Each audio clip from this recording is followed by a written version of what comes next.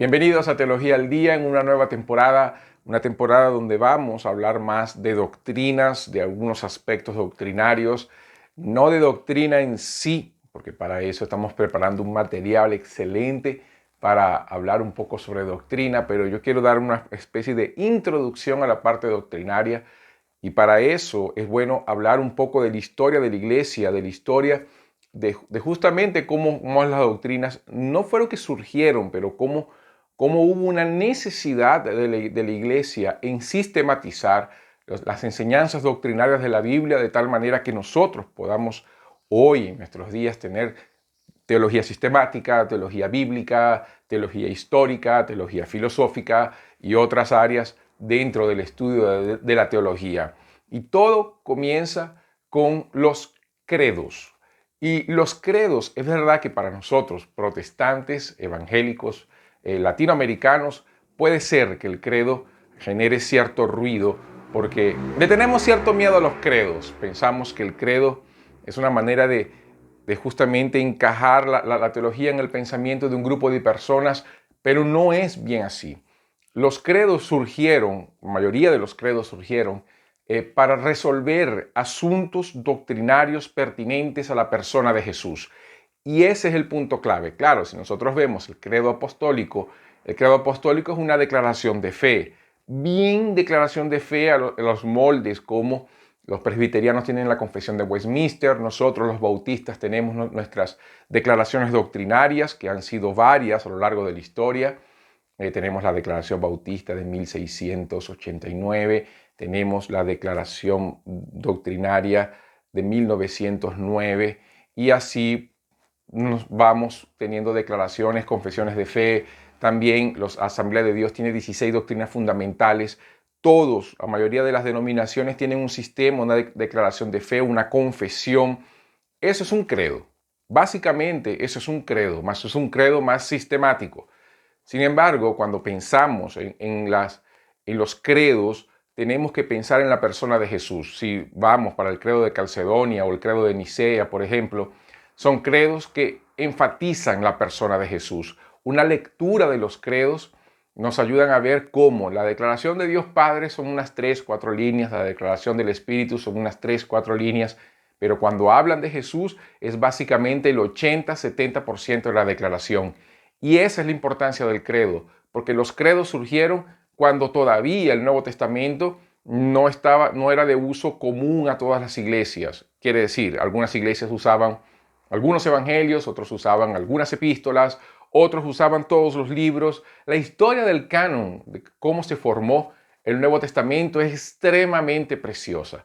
Es muy linda y diferente de lo que algunos piensan de que fue la idea de la iglesia de aceptar a aquellos que se encajaban en el pensamiento del clero.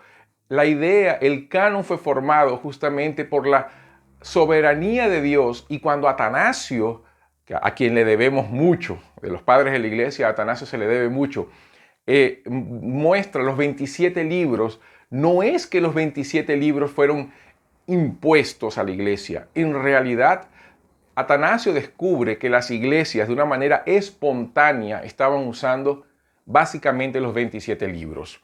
Unos menos y otros 27, pero comúnmente no superaban ese número. Algunos usaban Didaqué y otros libros que después fueron descartados por causa de la ausencia de contenido apostólico, de autoría apostólica de los libros.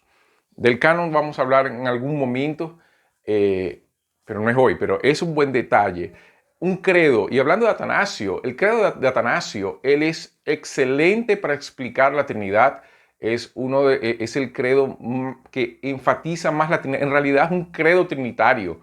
Nuestro concepto de Trinidad bíblico, claro, obedece mucho a la idea de Atanasio, a la manera como él explicó la Trinidad a través de declaraciones pequeñas, cortas, pero que al día de hoy son parte de nuestro sistema doctrinario tradicional, porque Atanasio, viendo en la Biblia lo que la Biblia dice, él expuso sus ideas y fue excelente, excelente el credo de Atanasio. Y cuando nosotros vemos entonces los credos, nosotros vemos cómo la iglesia fue combatiendo las herejías a través de declaraciones que mostraban qué es lo que la Biblia dice con relación a Dios, la Trinidad, principalmente a la persona de Jesús. La mayoría de las herejías de la época de los padres de la iglesia, incluyendo los días de hoy, tienen que ver con la persona de Jesús, por causa de su doble naturaleza, por causa de su encarnación, por causa de su sacrificio en la cruz, por causa de su resurrección.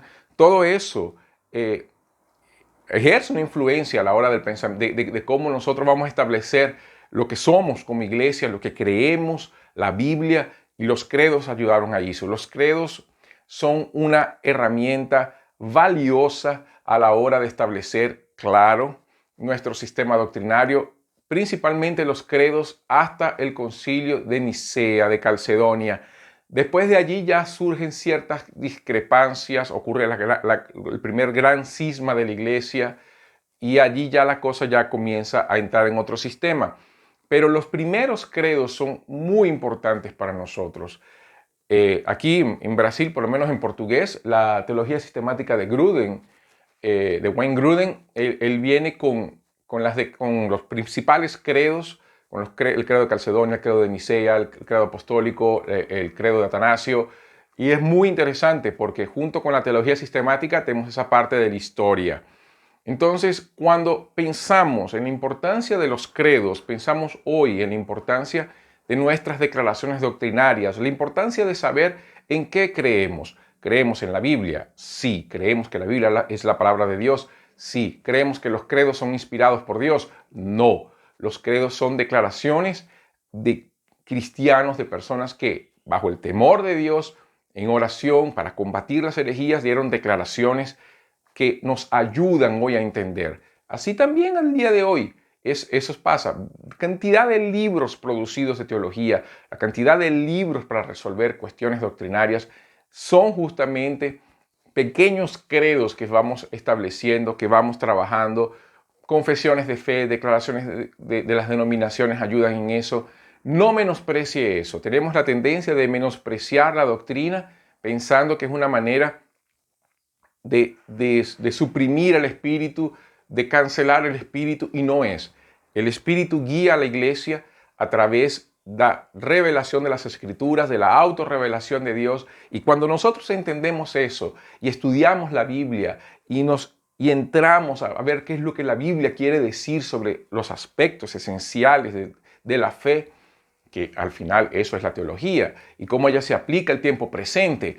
Nosotros tenemos que tomar en cuenta justamente de que el proceso de iluminación, el proceso en que Dios guía el teólogo, el estudioso de la Biblia, a entender un texto de la Biblia y a crear entonces una secuencia sistemática del pensamiento bíblico sobre un aspecto.